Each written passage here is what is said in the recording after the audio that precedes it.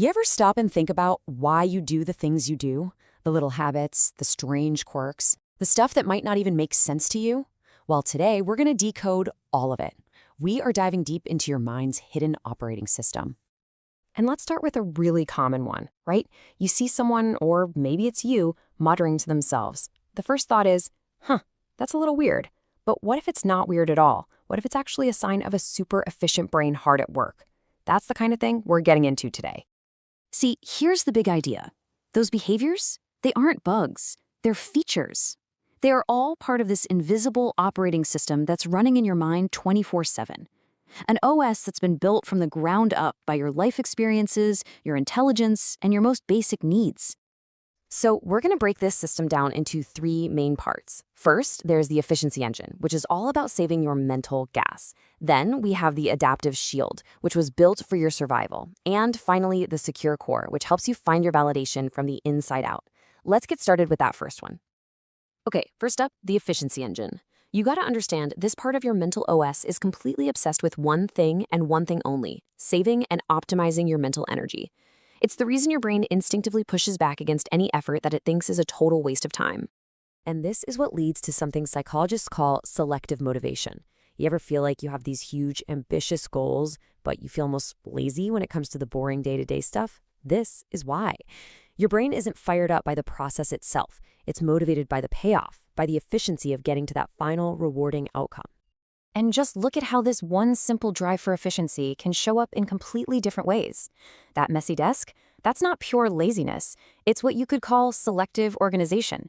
Your brain ran a quick calculation and decided that alphabetizing your files just isn't worth the energy. On the flip side, a minimalist space isn't just about looking cool, it's a strategy to reduce your cognitive load. The fewer things there are to process, the more energy you save. Your brain is running a cost-benefit analysis on everything, all the time, completely under the hood.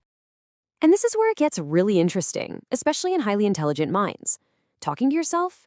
That's not a sign of instability. It's verbal reasoning. It's literally a tool to organize complex thoughts out loud. What about overthinking everything? Well, sometimes that's not just anxiety. It's cognitive complexity. Your brain trying to find the absolute best, most optimal path forward. And needing that alone time, taking those long walks, that's not being antisocial. It's a way to get into a deeper state of thought, away from all the noise. Now, of course, an efficient engine needs a great recovery process. So here's a really practical tool, the 3-2-1 rule. And this isn't just about getting more sleep. It's about giving your brain a very clear signal to power down, to downshift, so that your mental energy can actually recharge for the next day. This is how you work with your biology, not against it. But, not all of our internal programming is about being efficient.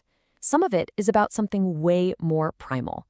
And that brings us to our second module, the adaptive shield.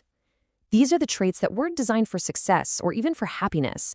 They were built for pure survival, and they were often forged when we were very young. This quote just nails it, doesn't it? That incredible resilience, that intense self-reliance you see in some people, it often comes from a place where they had no other choice but to build it themselves, just to make it through. The key feature of this whole shield system is something called hyperindependence. This is what happens when your brain learns a really painful but very protective lesson early in life. Expecting help from others can lead to disappointment and pain. So it adapts. It stops expecting help at all. For someone with this programming, asking for support can feel genuinely unsafe. And that early experience leaves a very clear footprint. You learn to handle your emotions entirely on your own. Your brain stays on high alert, kind of scanning for threats, even when things are calm. And you develop this incredibly powerful empathy to read other people. But what's so crucial to get is that this isn't a choice. It's a deep, deep adaptation. And even though it keeps you safe, it can make it really, really hard to build deep, trusting relationships later in life. Because letting someone in, letting them help you, feels like a threat to your very survival. But here's the amazing twist in all this. This survival mechanism actually creates a kind of superpower. Because you had to constantly monitor your environment for emotional safety, you become incredibly good at reading people. You can sense the subtle shifts in a room's mood before anyone else. It's a real strength, one that was forged in a very difficult fire. So we've got the efficiency engine and the adaptive shield. But there's a third module that can come online, especially as we get older and more self-aware, and that's the secure core. This is the part of our OS that learns to generate its own validation from within, allowing it to operate on a totally different frequency from everyone else. Now, to really understand the secure core, you first have to understand what it's up against, and that's social comparison theory. This is that draining, endless cycle of measuring your real, messy, behind-the-scenes life against the perfectly polished highlight reels that everyone else posts online. This contrast here just lays it all out, doesn't it? On one side, you have the endless chase for external validation, likes, followers, chasing trends. But on the other side, the secure core prioritizes internal validation, things like privacy, a crystal clear sense of who you are, and a self-esteem that doesn't need an audience to feel real. This right here is why some of the most solid, grounded people you'll ever meet are practically ghosts on social media. It's not because they're antisocial. It's because they have a high privacy orientation and a really secure self-esteem. They judge themselves by their own internal scorecard, not by what others think. And maybe most importantly, they choose peace over performance every single time. A key piece of software for the secure core is something called low personalization, and it is a game changer.